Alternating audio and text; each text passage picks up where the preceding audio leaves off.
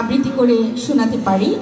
আর আমি প্রথমেই ক্ষমা চেয়ে নিচ্ছি, আবৃত্তিতে যদি কোনো ভুল ত্রুটি হয়ে থাকে আমাকে ক্ষমা সুন্দর দৃষ্টিতে দেখবেন। আবৃত্তি করছি লক্ষ্মী বউ, লিখেছেন কবি আব্দুল কাইয়ুম।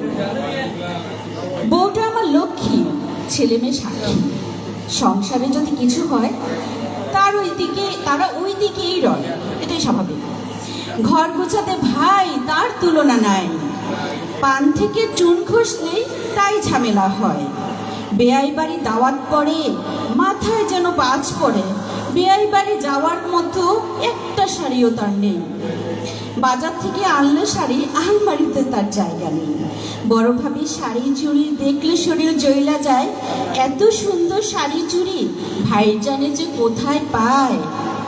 আমার ভাইটা অভাগা, তার কপালে শান্তি নাই, আইতে যাইতে বউ ধমকায়। এইভাবে কি সংসার হয়?